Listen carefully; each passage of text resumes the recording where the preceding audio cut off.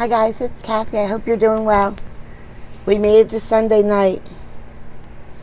Not yesterday. The day before yesterday was an end of an era for me. It was pretty painful. Not that painful, but my car finally is done. I got a different new car. It's not new. It's very old.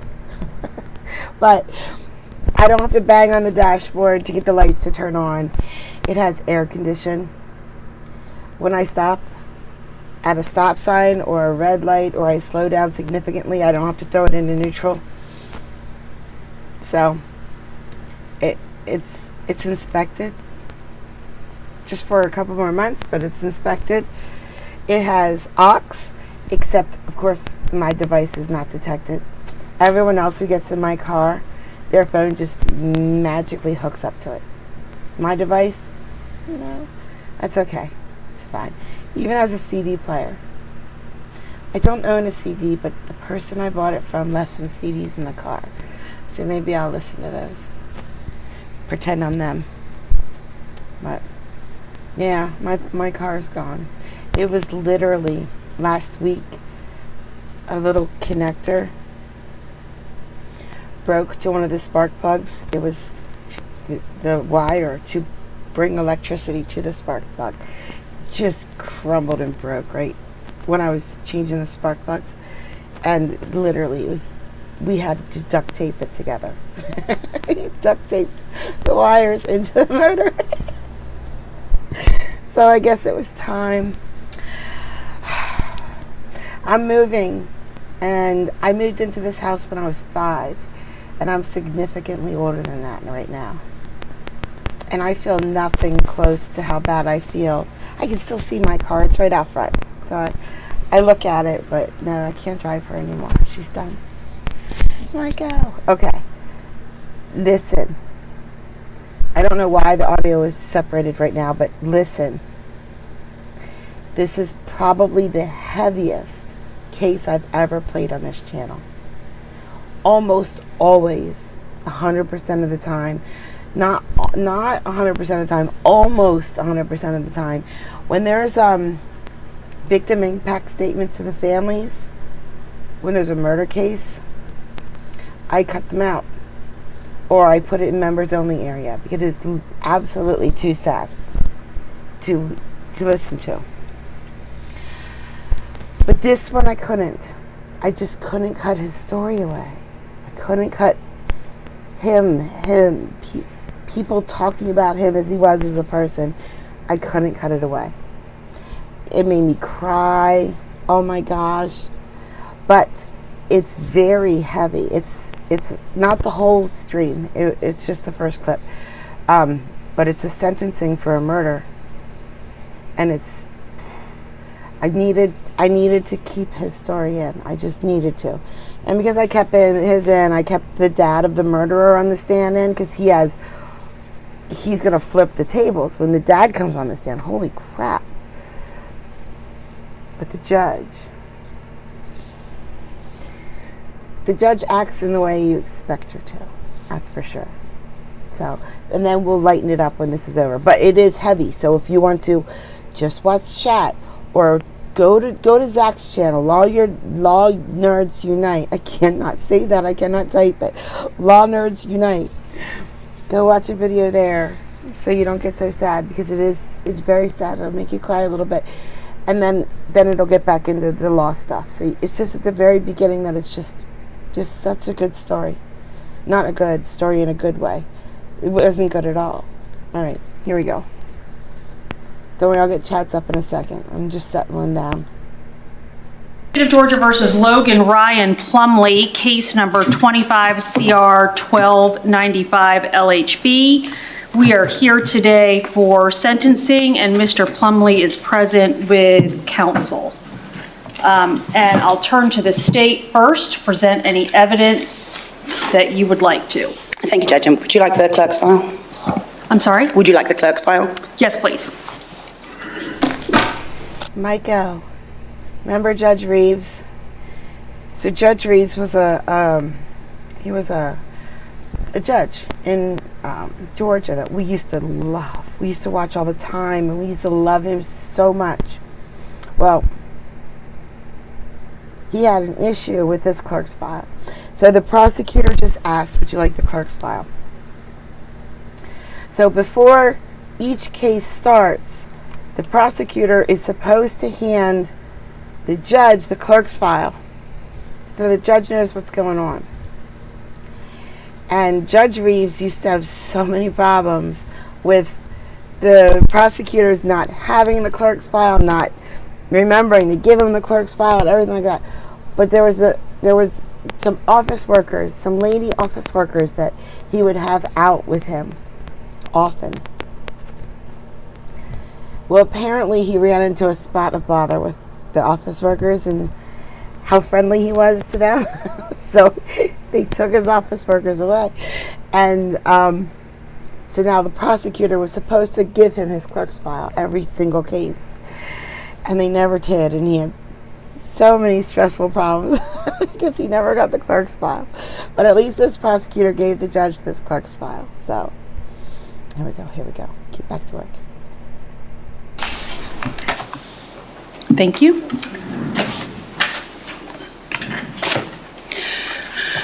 Your Honor, in terms of evidence and aggravation, I'll start with Mr. Plumley's history. He doesn't have any particular criminal history to speak of other than, obviously, this case. He was arrested for this case after he was arrested for an aggravated assault that is still pending. I believe it was sent to state court. But it was basically a road rage incident in July of last year. There had been some issues between Mr. Plumley and some other folks when he had taken his grandmother to Long Street, I believe, clinic. The facts of that case would appear to be, and again, he's not convicted of this, that he got into an argument with those people, went home, retrieved basically a Nerf gun that was painted black, and went back and waved that gun at those people. They called 911, believing it to be a real gun. At the committal hearing, the case was sent to state court. But he doesn't have any other. That's different charges than what we're dealing with today. That's another case that he had, but he didn't actually hurt anyone during that case. I know the Involvement with the criminal justice system.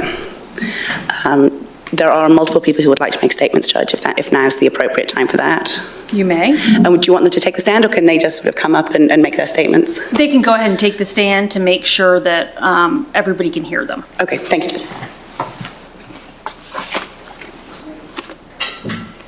First judge is going to be, do you mind? Okay. This is a murder trial, and the family is about to come up and talk. So, trigger warning. Go to your happy place. Ma'am, if you could go up to the stand, thank you. And do you want me to swear them, Judge? Please. Stand up until you've sworn.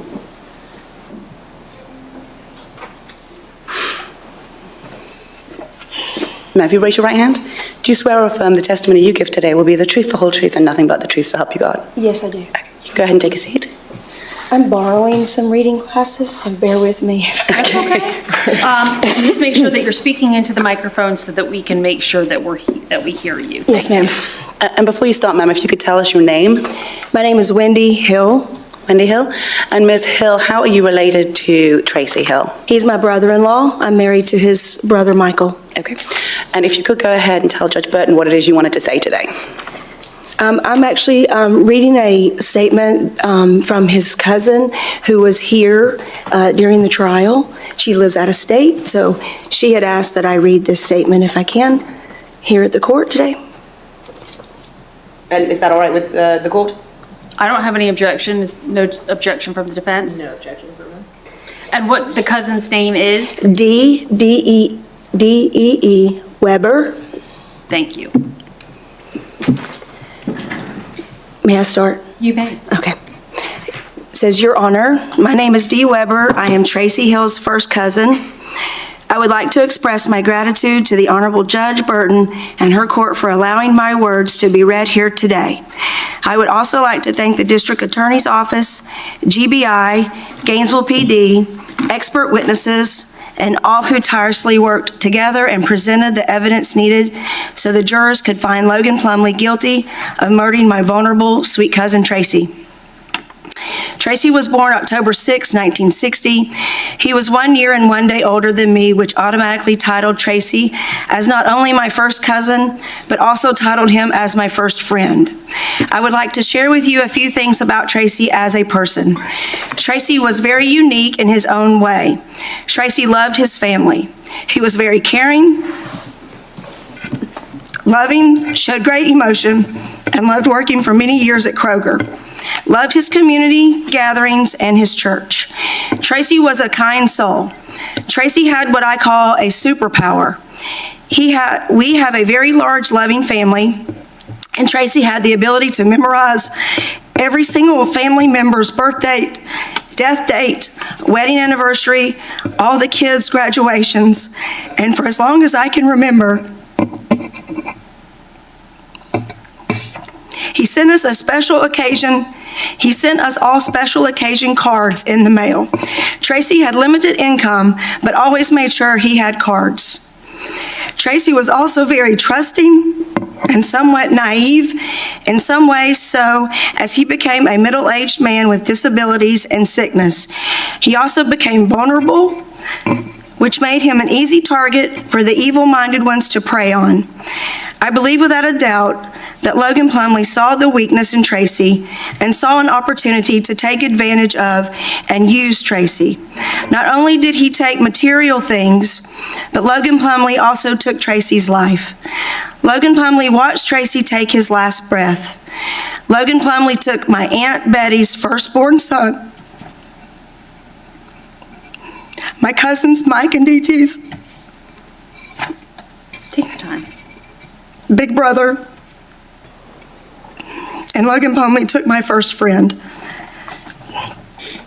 Our family will never completely heal from Tracy's horrific death.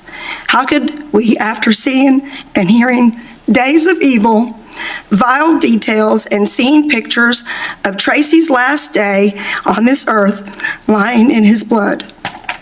Tracy was not ready to leave his family.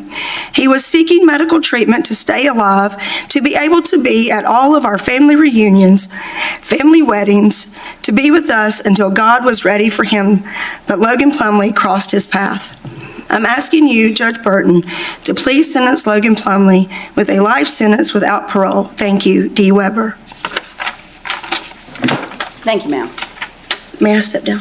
Okay. Do you have any questions of Ms. Hill? I don't, Judge, thank you. Any questions? You can sit Thank down. you. Thank you. Thank you. You can call your next witness. Next witness will be Sophie Hill, Judge.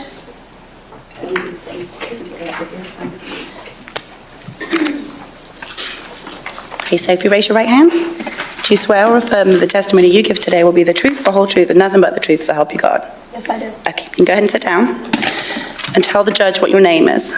My name is Sophie Hill, Sophie. How old are you, Sophie? 15. And how are you related to Tracy? He's my uncle. Okay. And you have a piece of paper in your hand. Who wrote the statement on that? My grandma, Tracy's mom. Betty? Yes. Okay. And would you like to read that for the court today? What, excuse me? Would you like to read that for the court today? Yes, please. Okay. You can go ahead and tell Judge Burton what your grandma said. Your Honor, my name is Betty Hill, the mother of John Tracy Hill, my first child. He was so special. I was scared at the time, but excited.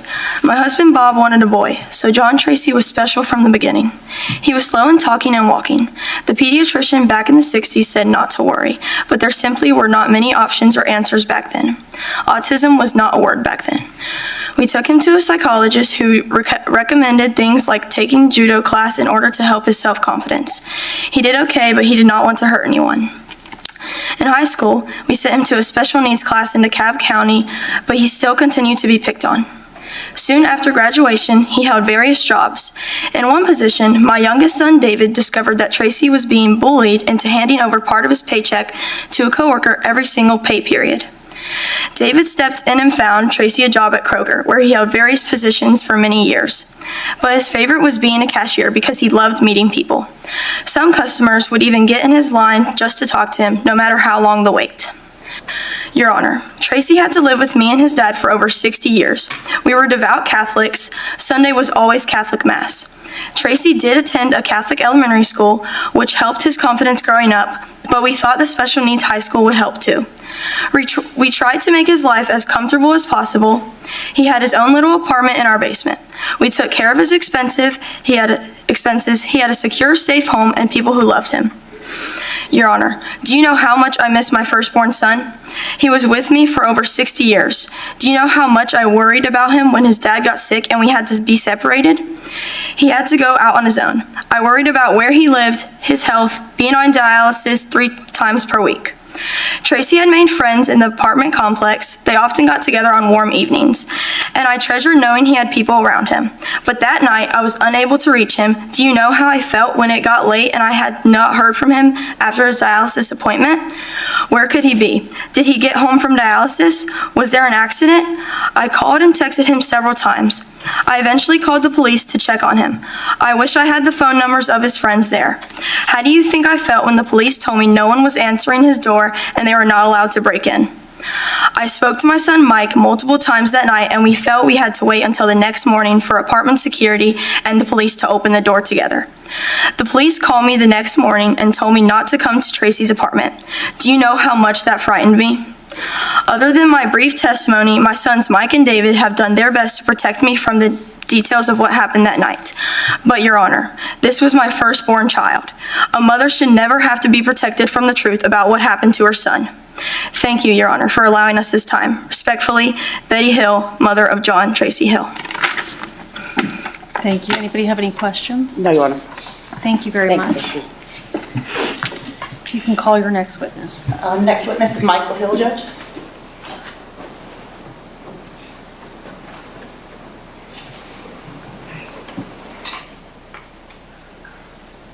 And Mike, once you get up there, if you could raise your right hand. Do you swear or affirm the testimony you give today will be the truth, the whole truth, and nothing but the truth, so help you God? Yes. Okay, go ahead and take a seat. And tell the judge your name, please. Michael Hill. And you are related to Tracy Hill, how? He's my brother. Okay. Go ahead and tell the judge what it is you wanted to tell her today. Your Honor, my name is Michael Hill. I stand before you today on behalf of our entire Hill family to speak to you about my brother, John Tracy Hill. Tracy was the oldest of 3 sons of Bob and Betty Hill. He was one of the gentlest and most kind-hearted people any of us have ever known. Tracy was a man of faith. He was a devout Catholic who attended church regularly, and that faith was a quiet but constant presence in his life. He was gentle and found joy in small, dependable things. One of those things was our mom, who was brave enough to testify earlier in this trial. Tracy called her twice a day without fail, and always after his dialysis treatment, so she would know he was okay. Those calls were his anchor, and they were my mom's anchor too. Since losing him, that silence, twice a day, every day, is one of the many ways our family feels his absence, and most deeply. Tracy faced real challenges in his life. He was on the autism spectrum, though he worked hard and lived as independently as he could. He could drive a car. He held some jobs at places like Kroger and Stone Mountain. He lived with our parents until he was 60, and when my parents' health began to fail, we had to sell the house, and it was time to have his own place. Our family was very proud of him. He was proud of himself. That independence was hard fought, hard won.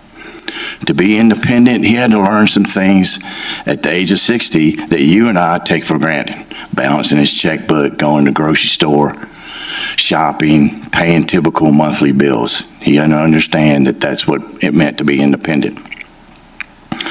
In his final years, Tracy was dealing with some serious health problems. Among other things, he was required to undergo kidney dialysis 3 times per week. That treatment left him weak and exhausted. He was vulnerable. He was disabled. He was alone in that apartment doing the best he can to manage his health and to manage his life with quiet dignity. But Your Honor, I want to tell you something that captures exactly who Tracy was.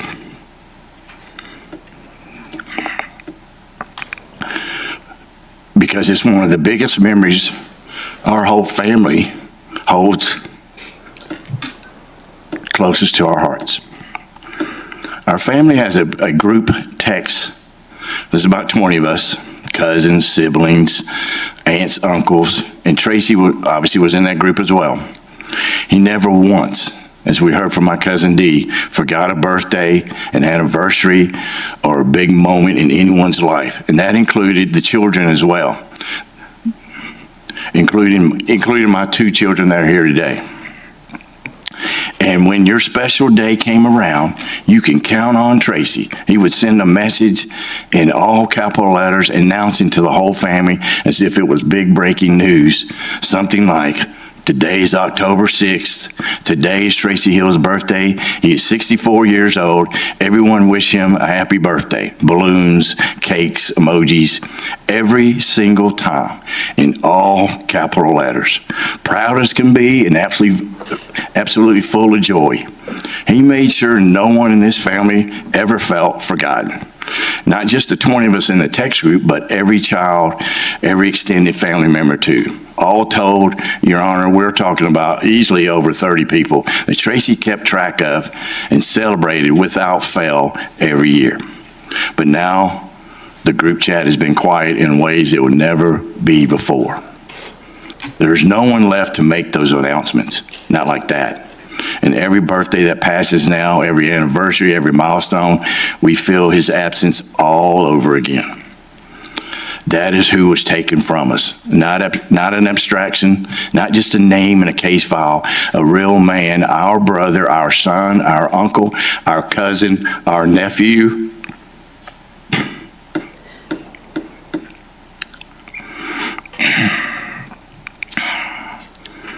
Our family member who never hurt anyone, who called his mother twice a day, who went to church, who announced every birthday in his family group at full volume because he wanted everyone to feel loved, and who was in turn loved by his family and his neighbors at Walton Summit.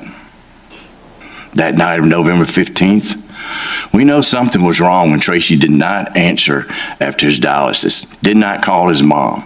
He always called. When he didn't, we knew something was going on. And what police found when they did a welfare check on our family's behalf is something no family should ever have to learn about someone they love. What was done to Tracy in that apartment that night was brutal beyond description. The loss of Tracy has left wounds in this family that will never fully heal. Our mother lost a son that night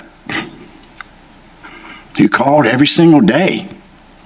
We lost a brother who's gentle and kind. We lost a person who made sure none of us were forgotten. The world lost someone who, despite every obstacle placed in front of him, chose kindness. Your Honor, before we conclude, our family would like to express our deep gratitude. First to you, Judge Burton, thank you for the fairness and care with you presided over this case. To ADA Anna Fowler and her team, thank you for fighting for Tracy with professionalism and conviction. To the investigators, detectives, and the medical examiner whose work helped bring the truth to light, we are grateful. And a very special thanks to you, Amy.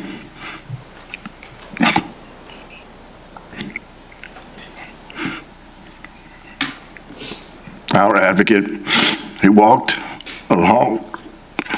alongside this family from the moment the DA's office received this case all the way through sentencing today. She made sure we never were in the dark, and that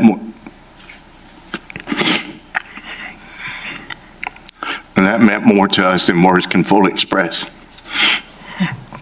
So, Your Honor, my 2 kids, you met Sophie here, 15 years old, and my boy Turner Luke, 11, Tracy's niece and nephew.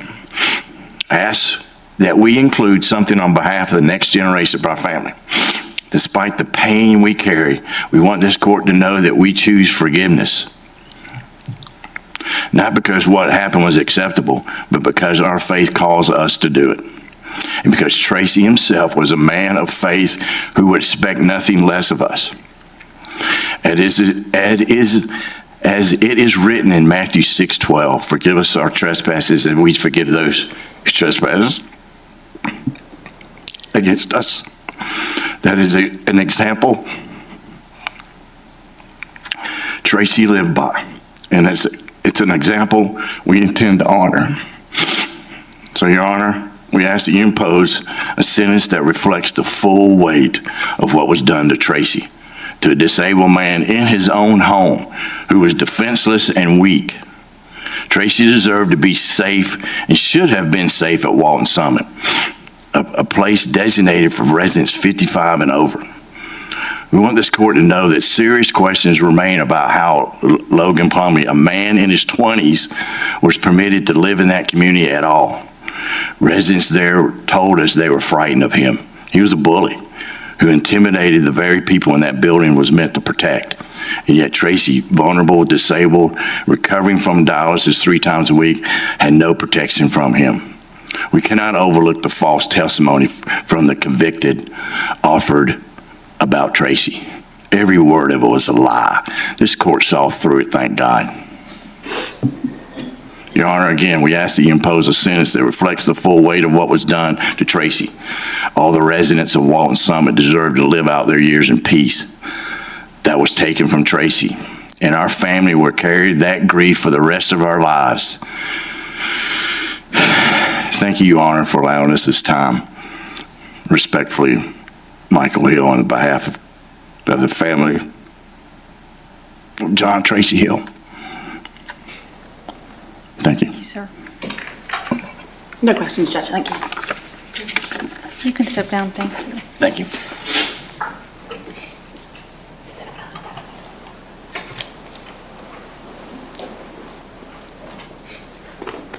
Your Honor, I don't have any other evidence. Reserve my argument for the end of the hearing. You can reserve your argument and any evidence that defense wants to present.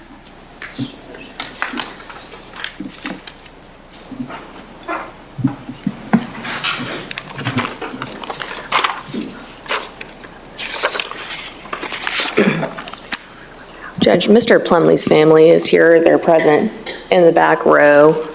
His father, Tim Plumley, would like to make a statement to the court, and I have 6 letters as well from members of his family, as well as 2 of the residents of Walton Summit. And has the state seen those letters? Yes, And any objection to the court considering those? No, Your Honor. All right, you can present the 6 letters from the family and the 2 letters from residents, and I'll mark them as defense 1 for sentencing. Judge, would you like me to read them into the record, or? I can read them. Okay. Give me just a moment.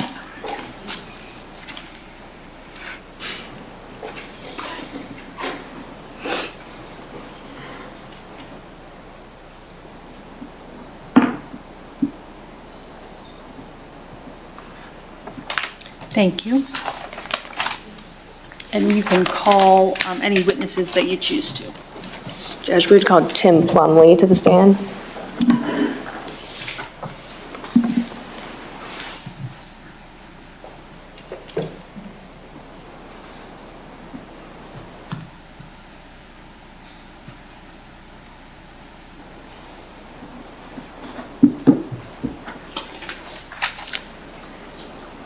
And Mr. Plumley, if you could raise your right hand. Do you swear or affirm the testimony you're about to give before the court is the truth, the whole truth, and nothing but the truth, so help you God? Yes, I do. Okay, you can have a seat. Okay, what is your name? Tim Plumley, Right, and how are you related to Logan? Logan's dad. Okay, and Mr. Plumley, what would you like the court to know today?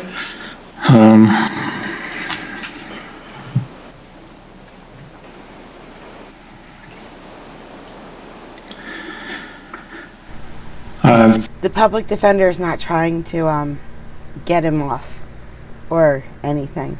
The public defender, it's mandatory. He's life in prison. It's mandatory. There's nothing the public defender can do. Now, they didn't ask for the death penalty. So there's just one card the defender has to play. One card. Possibility of parole. That's all they're looking at right now. I'm going to take the trigger warning down because the worst part is over. This part is sad. It's his dad, but it's not even close to what we just heard. First, I want to send my condolences to the Hill family for their loss. We will hear more about what happened that night as this goes on. Both families have suffered a tragic loss and have been greatly affected. I love my son with all my heart, and I have watched him grow into a caring and kind young man. I wasn't the best dad, but I tried my best. I watched him struggle in silence with autistic spectrum disorder since he was very young. I eventually had him tested and discovered his condition. I understand him very well because we have a lot of the same traits. It's extremely difficult and frustrating for him to constantly be judged because of being too quiet or not showing emotions when you want to but don't know how, or not being able to relate to most other people and feeling misunderstood. He has been in his own prison dealing with this disorder his whole life, and my heart breaks for him. One thing I know for sure is that my son is a kind, caring, and thoughtful person. He loves to help people, and he showed that when he was living with my mom. He didn't have to, but he chose to live with her and take care of her in a very loving way. He slept on a very uncomfortable couch that only reclined a little bit. He did that for years without complaining at all because he loved and cared for my mom. He took care of the apartment and my mom by cooking, cleaning, taking her to her doctor appointments, making sure her medication was right, keeping her spirits up on her bad days, and helping her get around the apartment. There are so many ways that he helped her that I could go on and on. The point I'm trying to make is that he was totally selfless when most teenagers would be out running around and not really thinking about taking care of someone. And it didn't stop with my mom. He loved to help all other older people at the apartment complex, and he did it without being asked to do it or for any gain out of it. I have many stories to attribute his good character, but one that holds a special place in my heart is when Logan was 8. He showed thoughtfulness and care and love to me. I was in an abusive relationship, and Logan said to me, "Dad, I'm glad you found someone, but I wish you found someone that treated you better." He was absolutely right, and he had more sense than I did at that moment. I asked Judge Burton and the court that my son get a lesser sentence or the possibility of parole, as he is still very young, still capable of growth and change. I feel he is not beyond redemption and has plenty of good he could do in this world. It would mean the world to me if he gets a chance to live a meaningful life outside of prison. He'll have great family support behind him, and I think counseling would benefit him greatly. Thank you, Judge, for allowing me to speak, and thank you for your time. Questions? No, Your Honor. None from us, Judge. Thank you, Mr. Plumbly.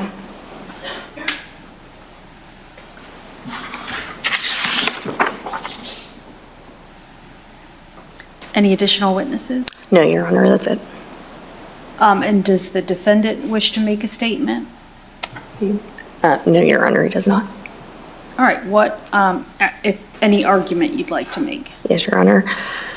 Mr. Plumbly, as you've heard, he's 22 years old. He's extremely young. He was born in 2003. He's does not have a criminal history. He does have a pending simple assault that the state mentioned. Again, I mean, he's so extremely young. He has his entire life ahead of him still. We understand with the malice murder conviction that a life sentence is mandatory in this case.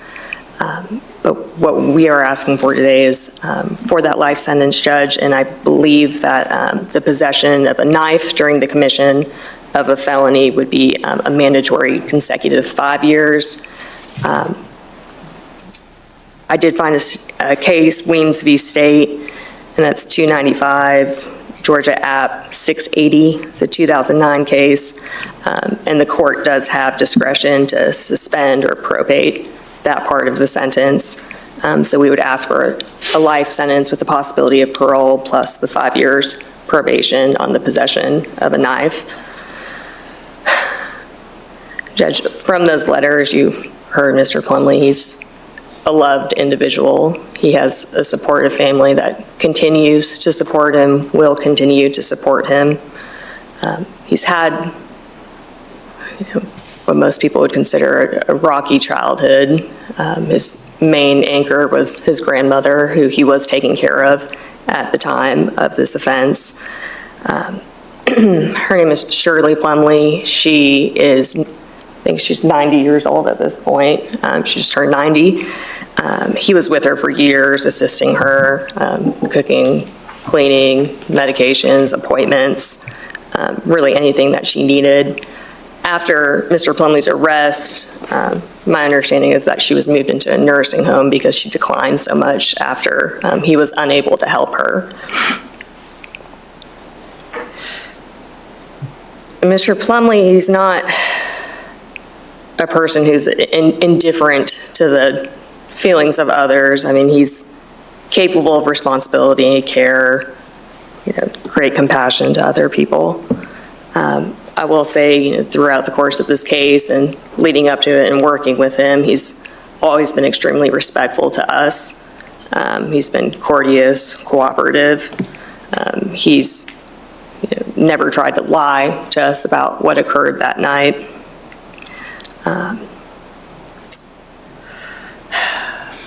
Judge, we would just ask here for the possibility of parole in the sense that, life imprisonment sentence it's an extraordinarily severe punishment. He's going to have decades of incarceration ahead of him. It'll be at least 3 decades before he's even considered for review. So he's not,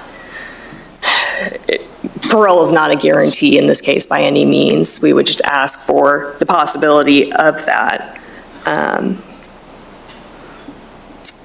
Again, I mean, he's not going to be the same person at 35, 45, 55. He's got decades of change, rehabilitation, reflection, hopefully some kind of counseling that he can receive in the prison system. The possibility of parole would give the Department of Corrections the chance as well to assess his conduct while he's in custody as well. And so we're asking for that opportunity.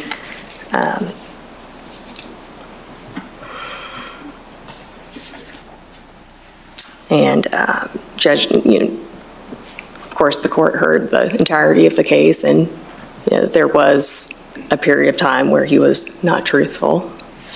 He did come forward, and ever since that moment, come forward. Once he started to tell the truth, Judge, I mean, from that moment forward, he's been consistent with us about what happened is what I mean by that. I don't mean to diminish that by any means. Again, I just want to highlight his young age. I mean, being a 21-year-old at that time, he made major mistakes. He should have handled the situation differently, and he has always maintained that with us as well. We are just asking that the court consider that he's not beyond redemption for the rest of his life. Again, it's going to be at least 30 years before he's even considered for this possibility of parole. So along with that mandatory consecutive sentence, that's what we're asking for today and to consider.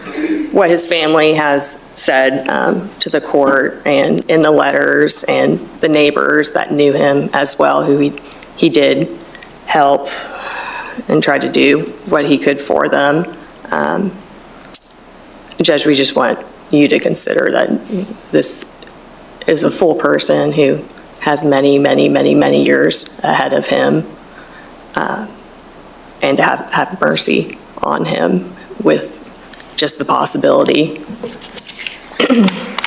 of parole in this case, Judge, and that's what we're asking for today. Thank you, Ms. Owens. And Ms. Fowler. Thank you, Judge.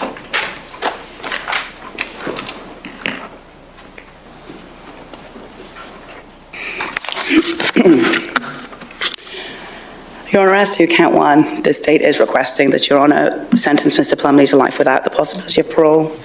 Count two would need to be vacated just as a matter of law. Count three would merge. And count five, obviously, is a 5-year consecutive sentence. However Your Honor wishes to style that. The reason we're asking for life without parole, Mr. Plumbly is incredibly young, and it is the most severe sentence we can give him, other than obviously the death penalty, which we didn't file for in this case, although given the brutality of the murder, I think it may have been an appropriate decision. We just didn't go that way.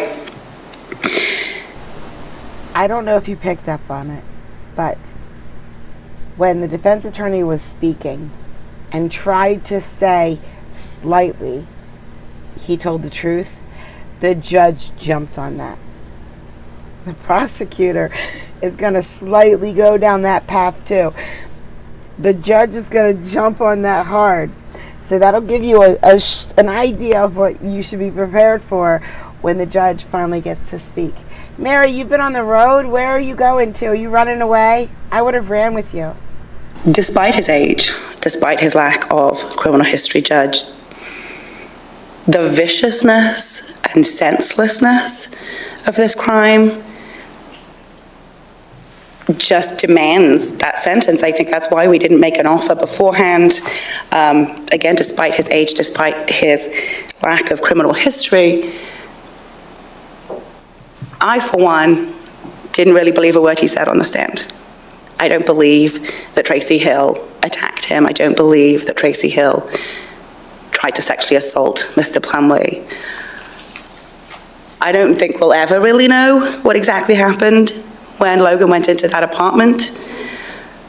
The GBI folks and I have sort of discussed various theories. I don't know what the jury felt, but it almost looked like Logan was laying in wait and just ambushed him. Tracy had 0 other wounds.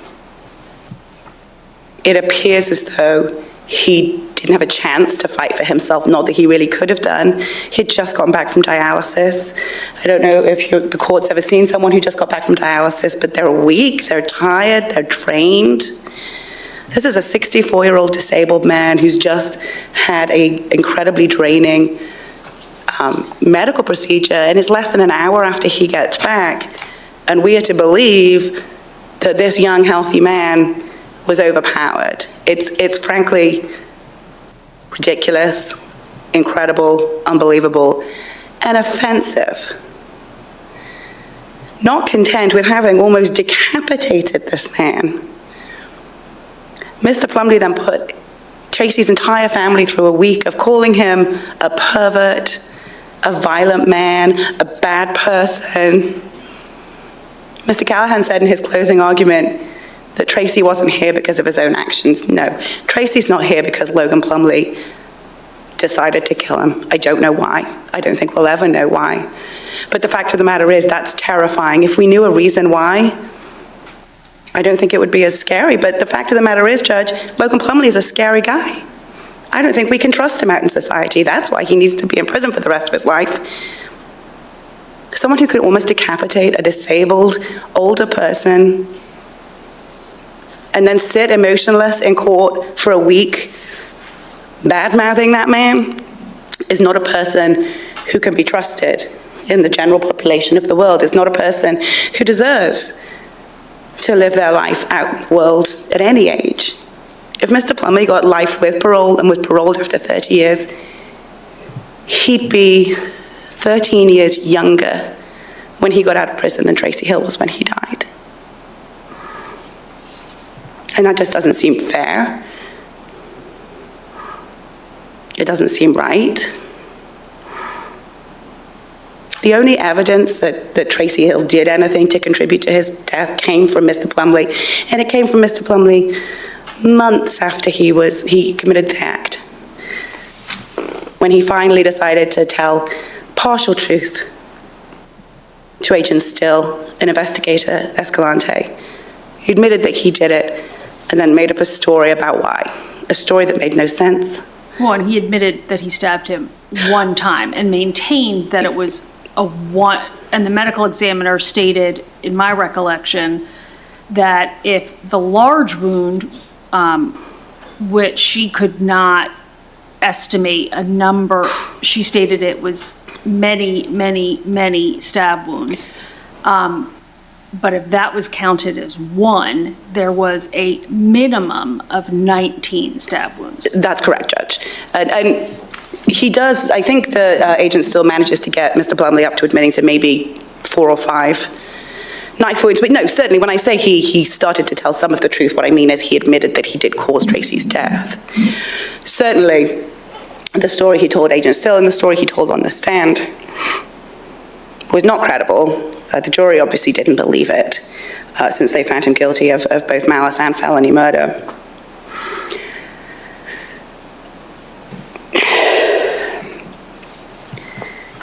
The only real evidence, credible evidence we've heard about Tracy came from his mother, came from the people we heard from today, his brother Mike, his cousin, was that Tracy was a gentle, sweet, kind guy, and we've heard a few people, well, Mr. Plumley's father said that Mr. Plumbly has autism, and I think a few of the letters that Your Honor read said the same thing. Well, so did Tracy. And frankly, as a prosecutor in Superior Court, I hear it all the time as an excuse for behavior. Well, he's autistic. Well, so are a lot of people.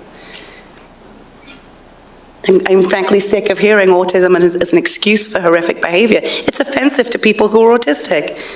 Autism doesn't give you a right to cut someone's head off. It doesn't give you a pass for being incredibly violent for no reason. Mr. Plumbly he seems like a fairly intelligent person. Intelligent enough to come up with a lie, albeit not a very good one. He surely can control his temper. He surely can control himself. But he chose not to. It's not a mistake.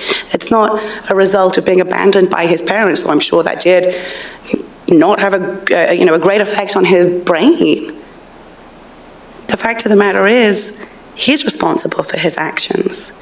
And there's absolutely no justification for it. There's no excuse for it. There's a quote from an academic, I think that Judge Bearden mentioned the other day, which is, prison's not for people we're mad at, it's for people we're afraid of. I can't think of a scarier individual than a 21-year-old healthy young man who will push down a 64-year-old disabled, mentally challenged adult, stand behind him and cut his neck so ferociously, so many times, that man's spinal cord is exposed. And then go to the extent of trying to set it up to look like that man attacked him, and then put that man's family through a week of horrible, offensive, upsetting, unfair lies about that person. The only person in this entire story who deserved mercy was Tracy Hill. And Logan Plumbly didn't have a drop of it for him. And I don't think the court should have any for Mr. Plumbly. Thank you.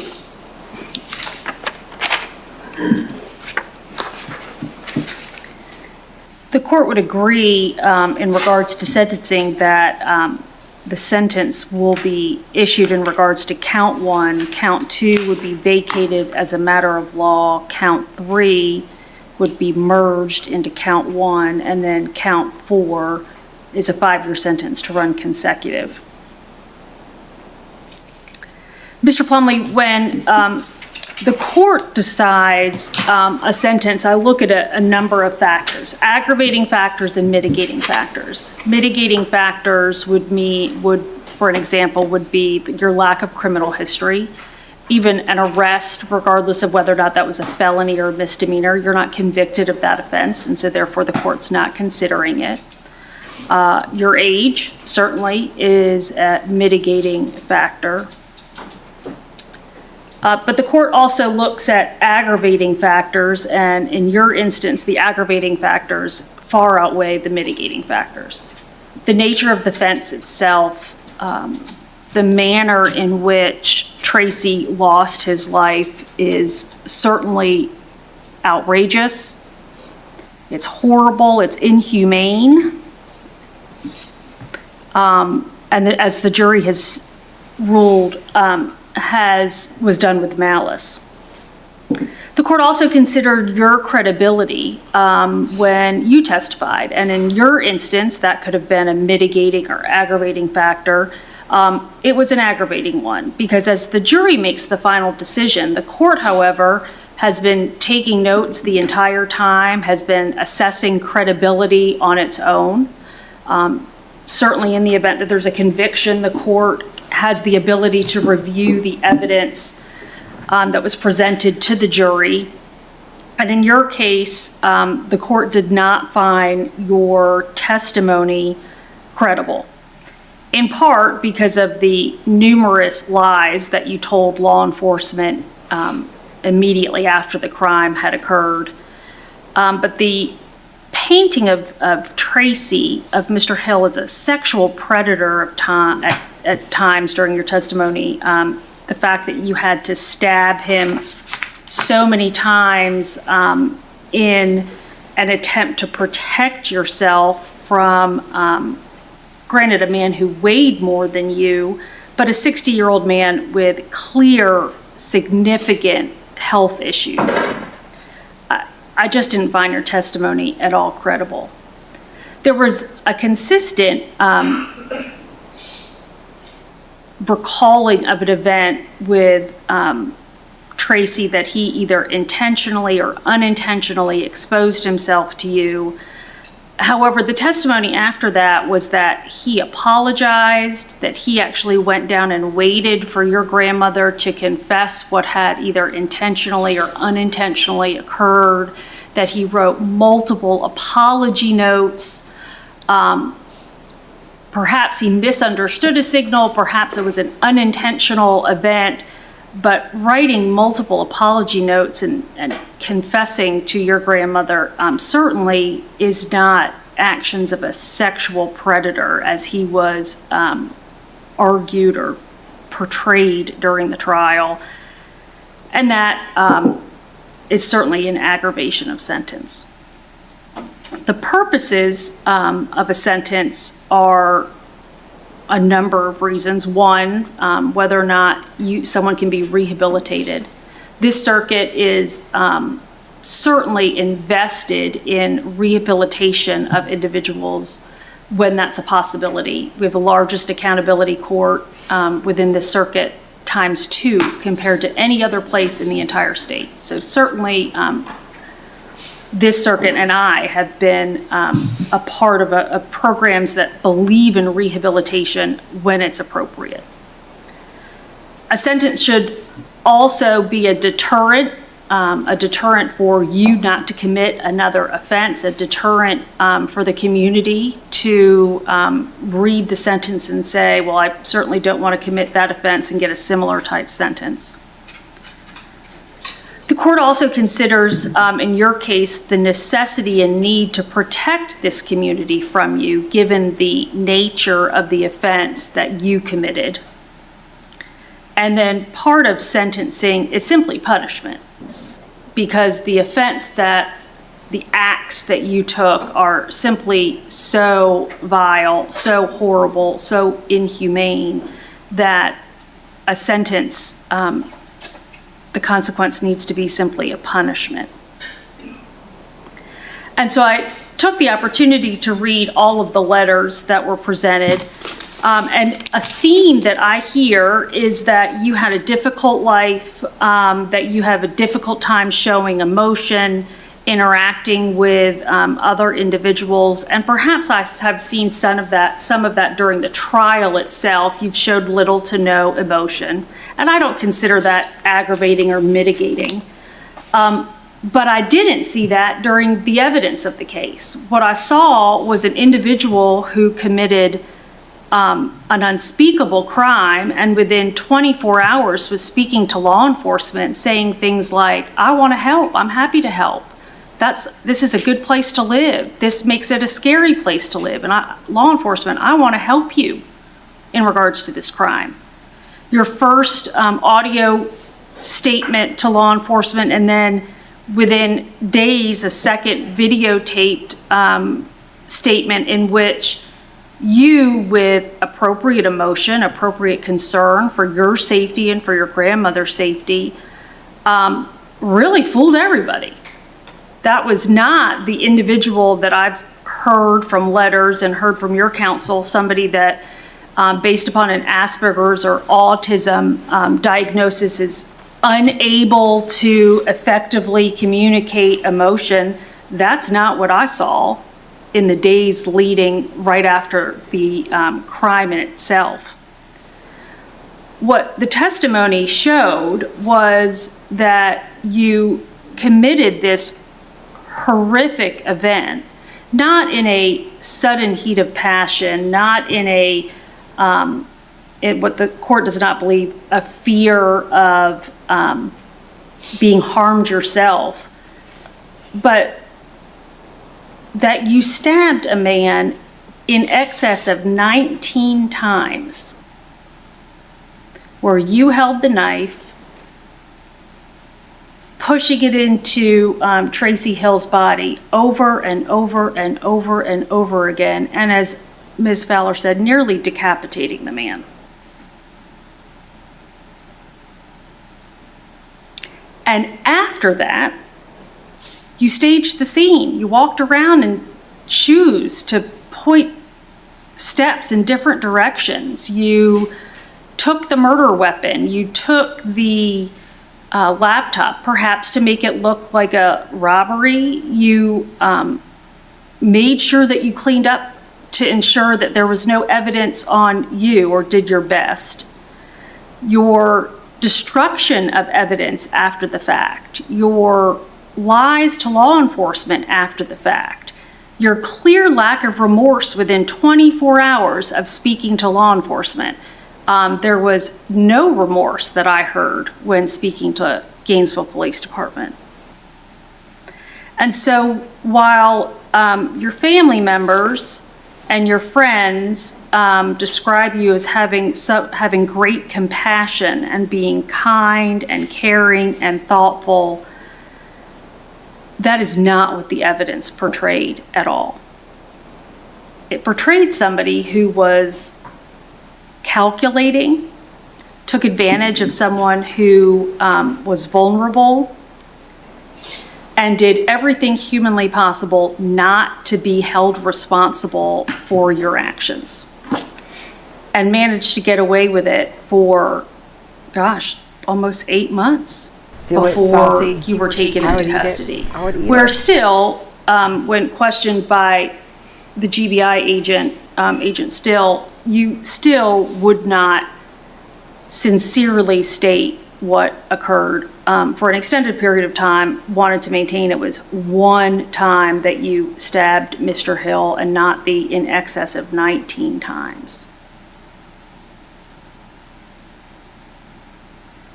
And so while your age is often a mitigating factor, perhaps in your case it's also an aggravating one, because you would still be at an age where you were very capable of committing additional heinous, vile, inhumane acts.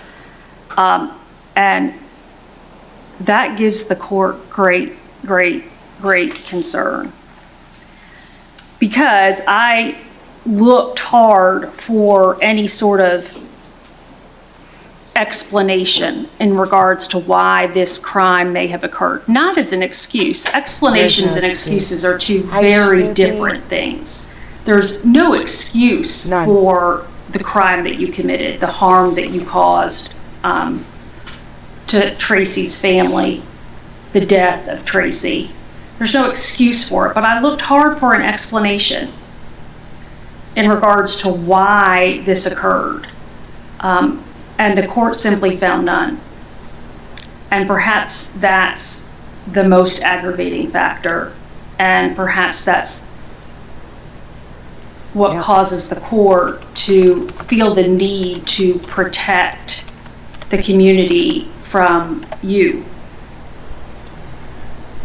For that reason, the court's going to impose a sentence of life without the possibility of parole in regards to count 1, and the 5 years to serve will run consecutive to that. No.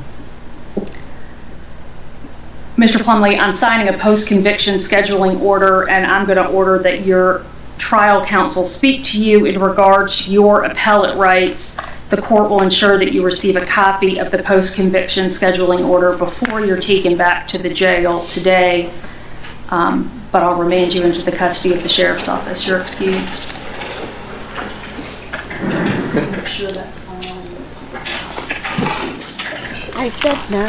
I do not want that. all right, we'll stand in recess to the Plumbly matter. So he did not get the possibility of parole in 30 years. So I did look it up, and in Georgia, I think I told you this before, life without the possibility of parole actually means life without the possibility of parole. Now, he still has options. He has an appeal. Obviously, he's going to appeal, which just sucks for that family. Just sucks. And they can't hit him harder for going through an appeal. Like, they can't give him more of a sentence. This is the maximum sentence we have to give a person. So it's free for him to appeal. Like, he loses nothing by appealing. He also has habeas.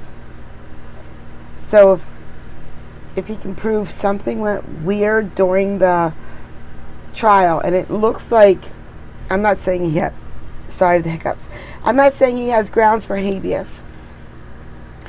But a lot of stuff did happen during that trial. Nothing would make me play that trial. It's too sad. Just this part was too sad for me. I was crying. I was bawling.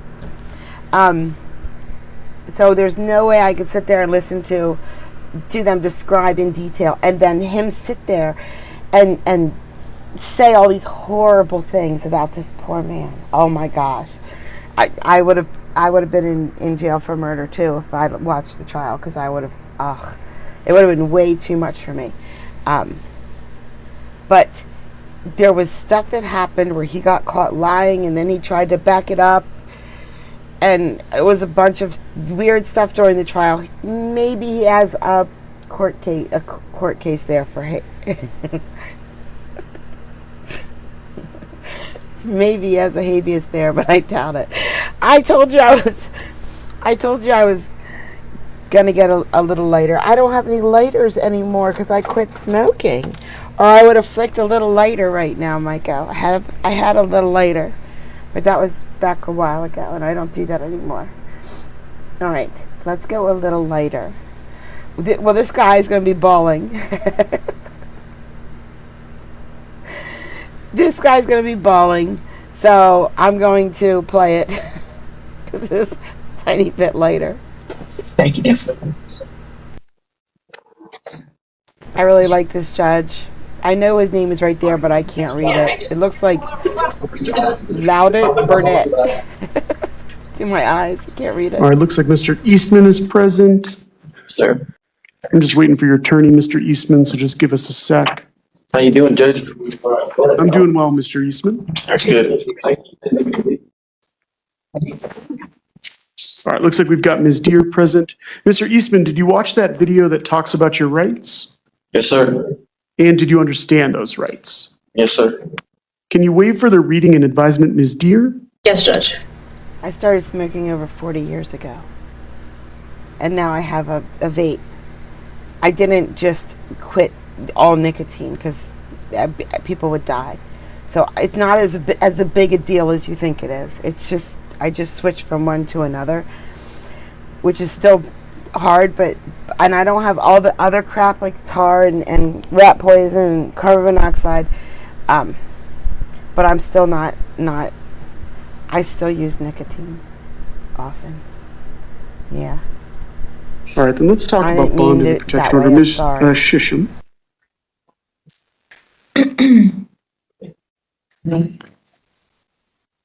Judge, I believe there are people to address the court. I If see we could that's Ms. start with that.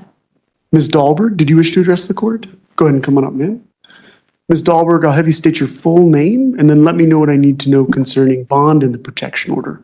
My name's Alicia Dahlberg, and I would just recommend that he not be out on a PR bond or anything like that because my son had just got out of surgery yesterday, and then he pistol whipped him and like cocked a gun and put it to his head, and so I don't think he should be out.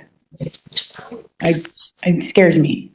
So, All right, thank you for sharing, Ms. Dahlberg. Yeah. Thank you. Okay. Thank you. Did anybody else wish to address the court? I think I see. Judge, we heard from Jacob Eastman, who has asked that Isaiah Eastman remain in custody. He considers him to be a danger to the community. Your Honor, we are asking for a high cash-only bond in this case. Isaiah Eastman has 1 felony conviction and 8 misdemeanor convictions, which include prohibited use of a weapon and menacing. He now has 16 pending charges in 4 cases. He posted a PR bond in 26 CR 352, where he was charged with possession of a large capacity magazine. I understand it's a misdemeanor, but that is a pending PR that he is at liberty on. Mr. Eastman put this community in significant danger during this, essentially a crime spree, putting a gun to Mr. Dahlberg's head and pistol whipping him, saying, quote, "I'll fucking kill you, bitch." The defendant then pointed a gun at his sister, Ms. Eastman, and then, while in a car with his 9-month-old son, he fires 2 rounds in the air where his brother Jacob Eastman both heard the sound of the gunshots and saw the muzzle flash. The defendant attempted to avoid law enforcement, listening to the police scanner, peeling stickers off the car to change its appearance, being driven to Not if it's a Playboy magazine, Bill. Bill, if it's a Playboy magazine, the larger the better. Wrong one. I always get the wrong Bill. I should name Bill's Bill, but I'm not going to. I'm just going to keep pulling the wrong one. Hi, Bill. How are you? I miss you, Bill. I do. Okay, back to work. Stop thinking about Playboy magazines, Bill. Telling your wife. multiple locations. His actions were incredibly dangerous, and he should remain in custody to keep this community safe. No. They don't have Playboy magazine anymore? Is that true? I'm showing my age, which means this happened a while ago, which means they don't have it now. That can't be true. I can't imagine they don't have it. They don't have Playboy magazine anymore? I'm not looking. Listen, don't anybody tell me. I'm going to stay in my bubble where there is Playboy magazine in this world. Don't even tell me anything different. We're asking for no contact with Christopher Dahlberg, Jacob Eastman, Caitlin Eastman, and Isaiah Eastman Jr. No contact with 1025 Cedar Way and 1057 Cedar Way in Fruta. No firearms, weapons, or ammunition. Pretrial services and GPS monitoring with exclusion zones for those 2 addresses. All right, thank you, Ms. Shisham. Ms. Deere? Judge, could I mute briefly, please? Yes. Thank you.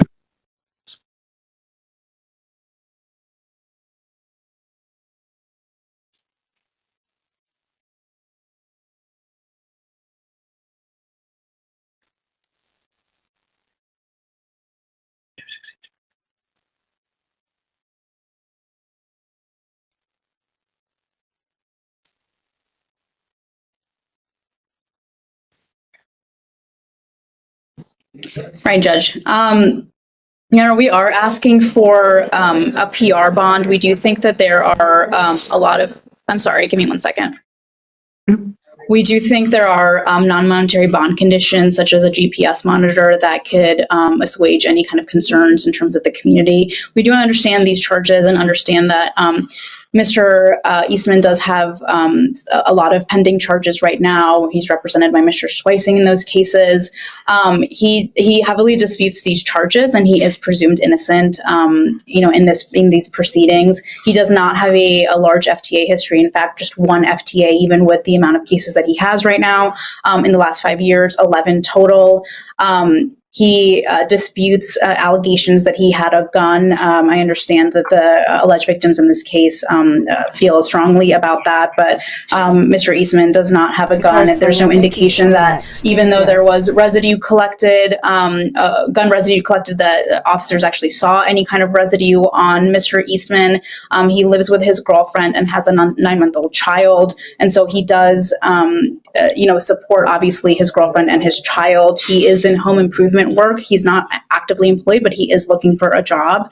Mr. Eastman asserts that he was scared for his life. It was not a situation as represented in the affidavit. I think his girlfriend corroborates that they were running away from Jacob Eastman, that he was trying to run them off the road. And so he does, share that concern. He was deeply afraid for his life. His mother is in the area, and his girlfriend can give him a ride to court. Again, he has no issue with any kind of no contact order with the alleged victims, and I believe with the address.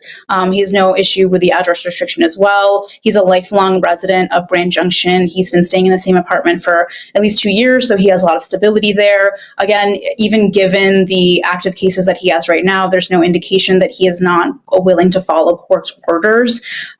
He already relinquished any firearms or any weapons that he has in those pending cases. And so, we do think that if the court is concerned about Mr. Eastman being out in the community, that a GPS monitor with an inclusion zone could keep him at home, and electronic home monitoring could keep him at home and out of the community, and assuage the court's concerns. But we do think that a PR bond is appropriate here with those conditions.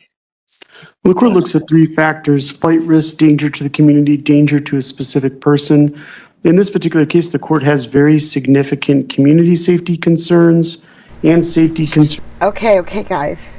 If that last one didn't make you bawl and cry and bawl and cry, get your tissues ready. Not like that, Bill. Get your tissues for tears ready. For the victim in light of the allegations. The court considers the allegations and the fact pattern presented here to be very aggravated and does pose a significant risk to the community. The court would point out that the indication is that Mr. Eastman was already out on a bond where he was prohibited from using or possessing firearms or other weapons. And then the allegations in this particular case, he had a firearm in his possession and discharged that firearm in connection with these allegations. And so while the court understands that they are just allegations at this time, the court would point out that there are a number of witnesses who all observed Mr. Eastman with a gun. I know. Even his own significant other says that he had a simulated weapon, an airsoft gun, which is unaccounted for in Mr. Eastman's statement about what happened.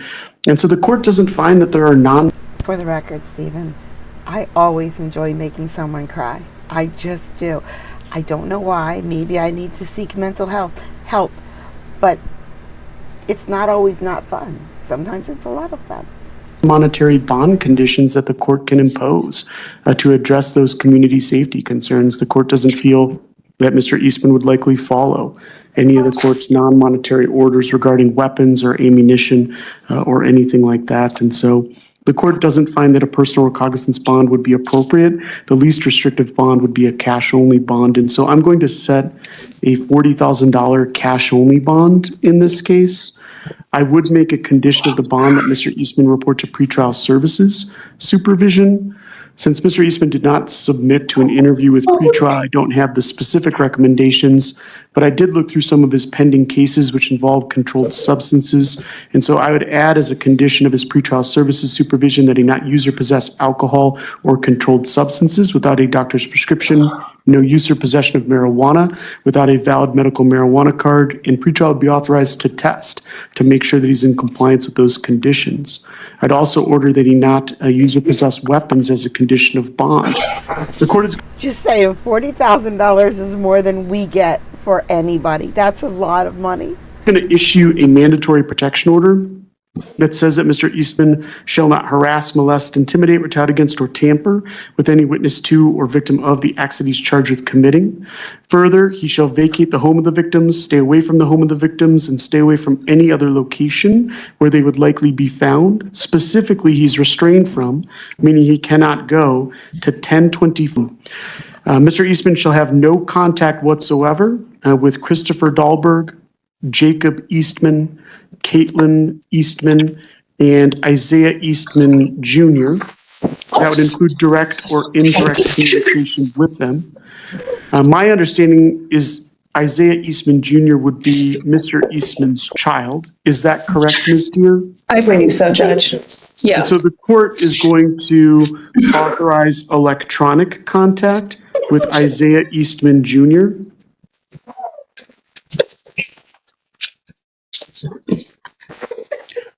The court is doing that because any sort of order that would prohibit contact with somebody's own family is subject to strict scrutiny. It has to be narrowly tailored, and the court finds that allowing electronic contact narrowly tailors that protection order to serve the goal of protecting the victim, Isaiah Eastman Jr. I sort of feel that's how I would act if I was, if the judge gave me $40,000 bond and I was not to talk to my cats or dog anymore. I sort of feel like that's how I would react. I don't know though, because I've never been arrested, but I was in the back of a cop car once.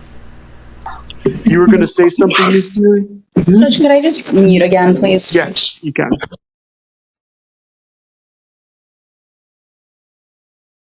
I hope she's being harsh with him for his own good. I hope she is saying very harsh words to him to snap him out of this, and I hope she's not trying to be nice to him, because being nice to him is only going to help him, hurt him.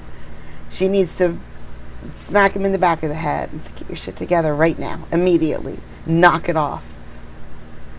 Because he'll get further if she is harsh with him.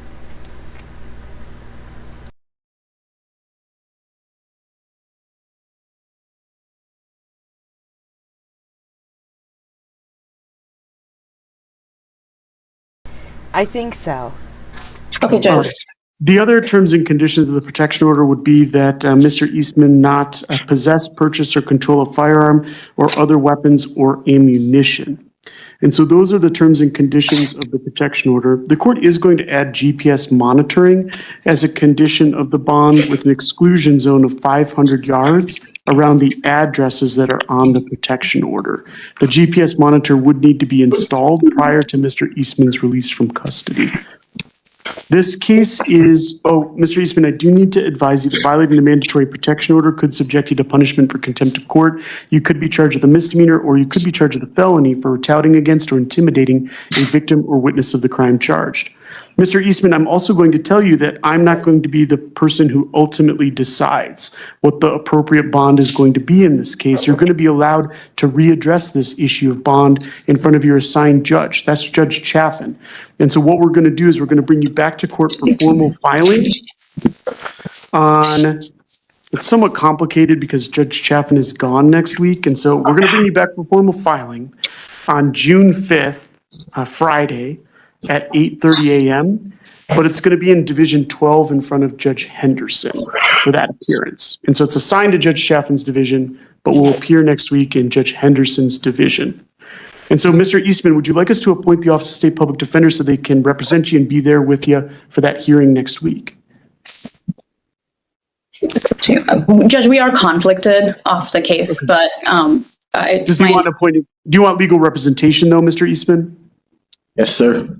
Okay, then we're going to appoint public defender. They'll figure out if there's a conflict and appoint somebody if so, okay? But we'll see you back next week. Can I ask something? Yeah. Sorry, just 1 second, Judge. I just want to.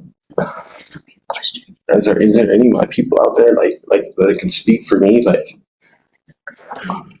We've already held the hearing, but you will be allowed to readdress that issue of bond next week, Mr. Eastman. That's my son, Again, in though. front of Judge. Okay.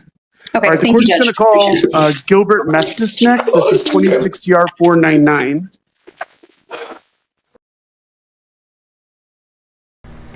Okay, let's see if we can land this plane on something else. How about this one?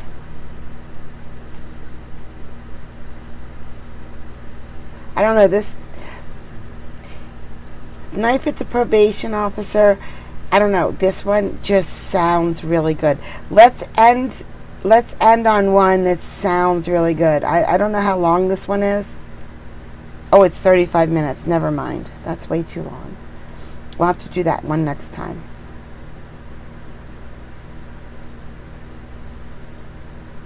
Here we go. Perfect. Here we go. Don't worry, there's sound. All right, Calm we down. have the live stream turned back on. The court will call the cases of Clyde Johnson, 26M91, 26M89, 26M76, and 26M83. Mr. Johnson is appearing virtually from the Routt County Jail, where he is currently being held in custody in 26M83. 26M91 is set for arraignment. Mr. Johnson is appearing on a summons that was issued to him. The summons return was this morning at 8:30, but to today at 3 o'clock when Mr. Johnson's other cases got set today at 3 o'clock. Previously, the Office of the Public Defender had been offering to represent Mr. Johnson because he remains in custody, but Mr. Johnson was declining representation by the Office of the Public Defender. Ms. Manzari is present in the courtroom in person from the Office of the Public Defender. Mr. Rosen is appearing virtually, and Ms. Ellens is appearing virtually from the Bridges Court Liaison Program. Mr. Johnson, are you willing to have the public defender assist you on this case? No, I'd rather do my own discovery. I don't think he's a scientist, so he's not going to win. Tell me the square root of time, for instance. How long have I been in here square root wise? All right, Mr. Johnson, the court's going to interpret your non-responsive response as Academic response against an unacademic. have the public defender represent you. So I need to advise you in this case. I'm going to advise you of the charges that you're facing, and I'm going to advise you of the rights that you have in this case.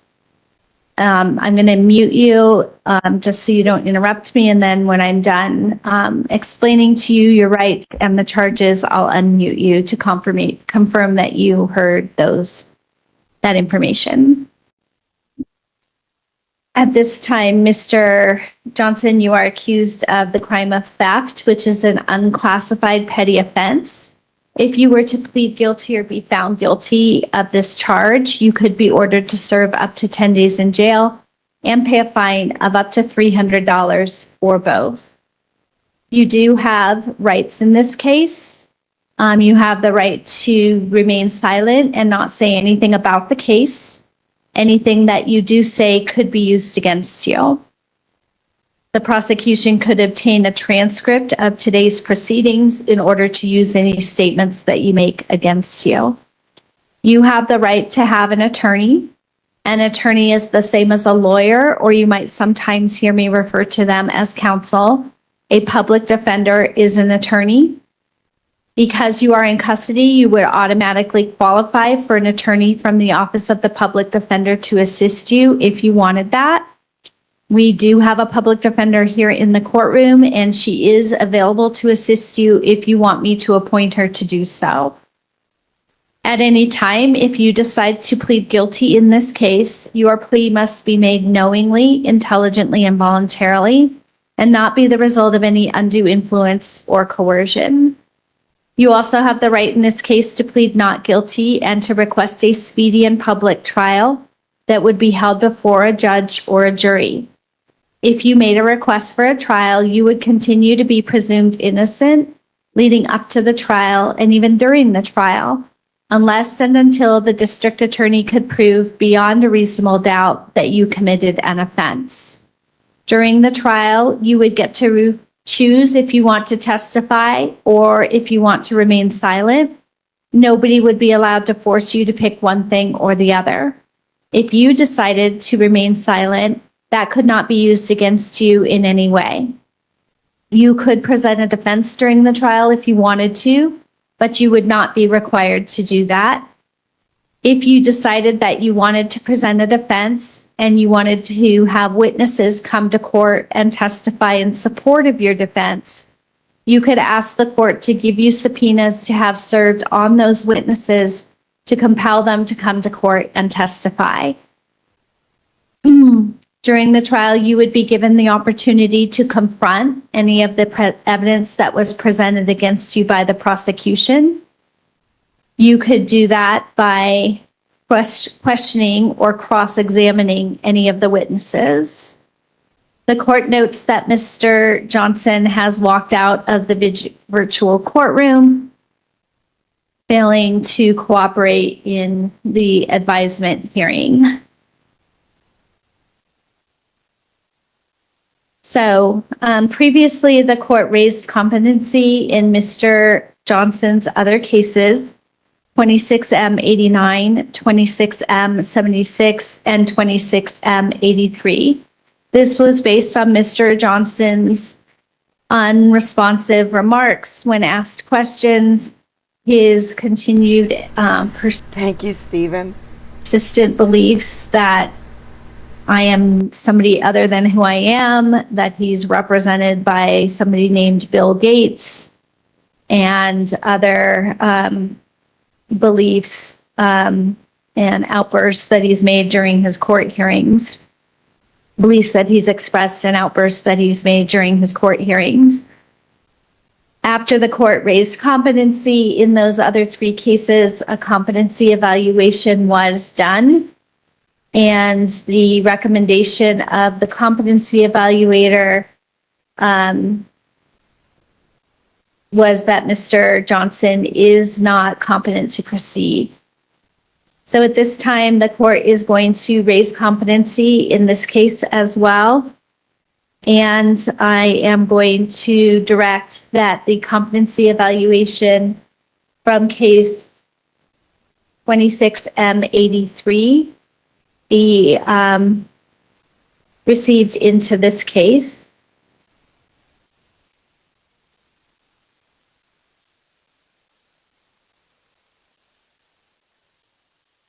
So I just need the clerks to prepare orders to that effect.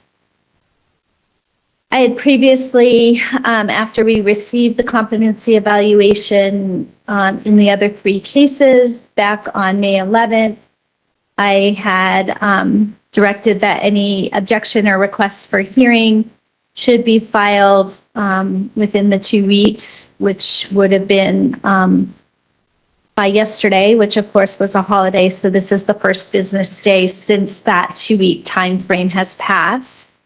I haven't received any written request from either Mr. Rosen or Mr. Johnson that we have a second competency evaluation or request for a hearing. So at this time, the court is going to adopt the recommendation from the competency evaluation report. And I am going to find in all 4 cases that Mr. Johnson is not competent to proceed. I am going to find that he could be restored to competency, or there's a reasonable chance that he could be restored to competency if he were to receive restoration services. The evaluation report states that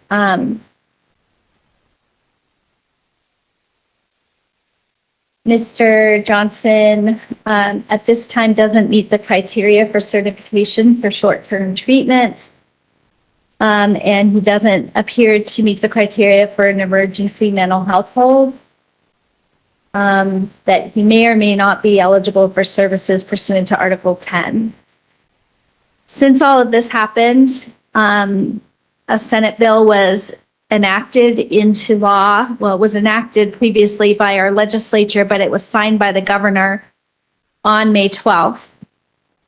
So that bill took effect on May 12th, and that bill impacts the processes by which any short-term treatment certification or emergency mental health or other services pursuant to Article 10 would need to be implemented. But at this time, the court's going to find that Mr. Johnson is not competent, but there is a reasonable chance he could be restored, and I'm going to order inpatient restoration. He has qualified for Tier 2 designation as defined by 16.8.5101. So hopefully Mr. Johnson can get placed at the state hospital or at another facility to begin inpatient restoration soon. And I'd like to set a hearing in about 91 days, I believe, or actually I take that back. I think it's less than that for inpatient restoration. 1 second. Your Honor, I would ask to be appointed in Mr. Johnson's 4 cases because he is not competent to lead those constitutional hearings. Sorry to interject. No problem. I was about to get to that. So previously, the Office of the Public Defender had expressed a willingness to represent Mr. Johnson.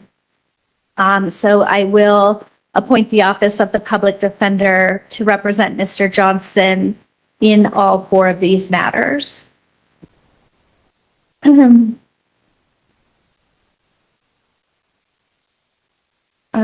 So I need to just look at the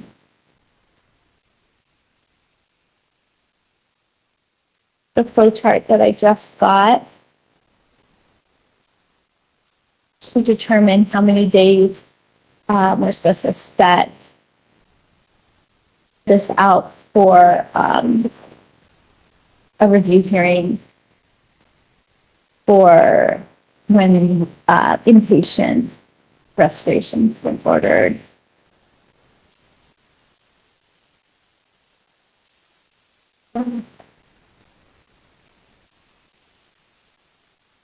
Let's pick those things into the folder.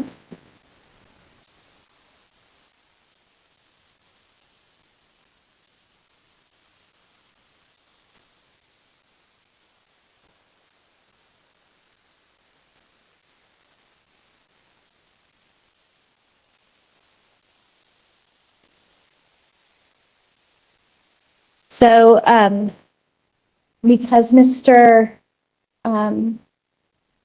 Johnson has been determined to be not competent and he is being held in custody on a Class 1 misdemeanor, I am required to set a bond hearing within 7 days. So I think what would be most appropriate is we set a bond hearing in 26M83 within 7 days. And then,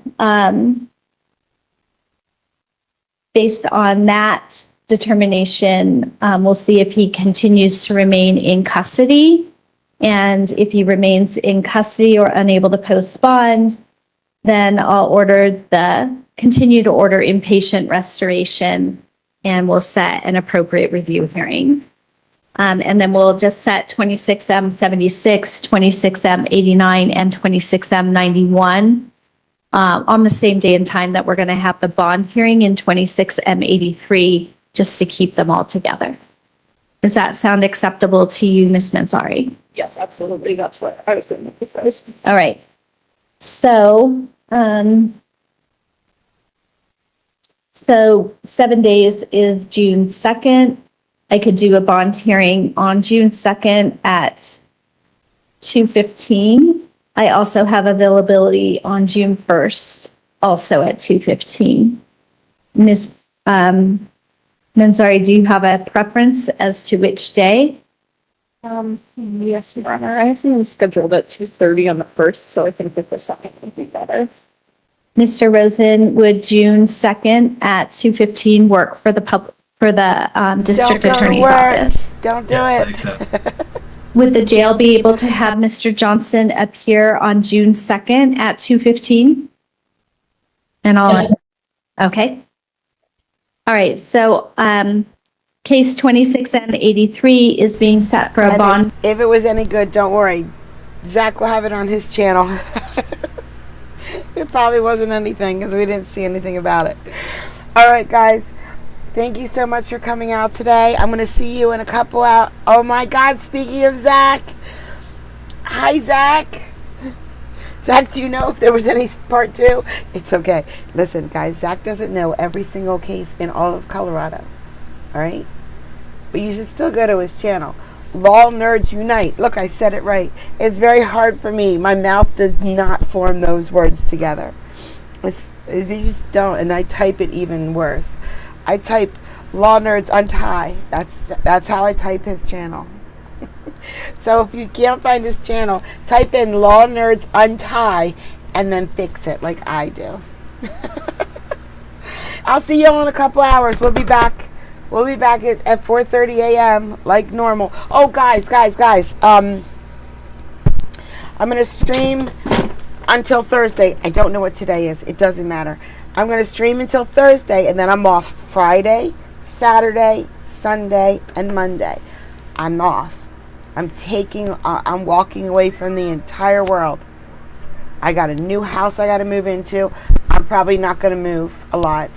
I'm probably just going to sit there and just try to transition and just sit there and breathe for 4 days.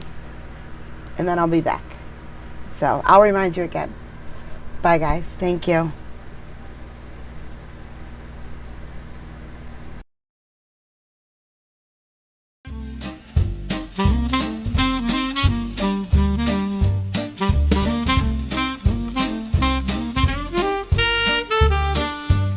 Well, I thought I'd write a happy song. I found a chat room where I belong. You don't know how much it means to me. With such a groove, I'm less lonely.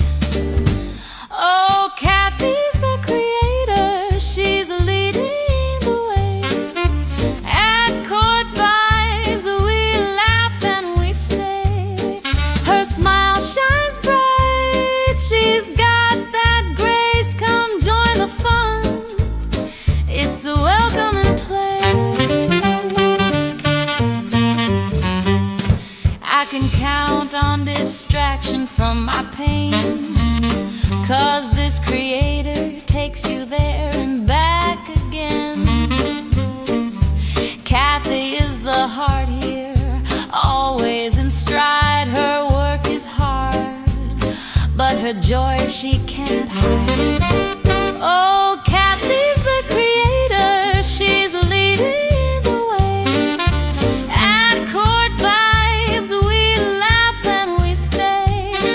Her style is classy, she's always top shelf. Don't take my word, come and see for yourself. Her cases are new with a twist or two. I really like them, I believe you will too. A little lifeline passed along in rhyme. Why don't you join us? It's a guaranteed good time.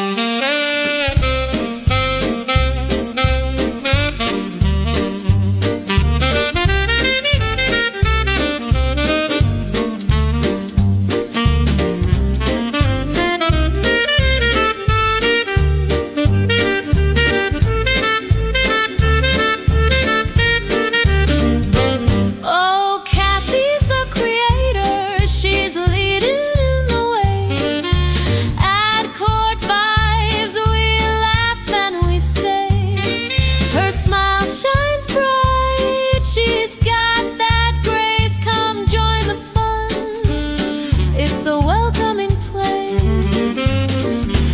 So in conclusion, I'll wrap up this song. I hope I didn't miss anything that would be wrong. Hope I see you around. Don't stay on the shelf, join in the laughter. Come and see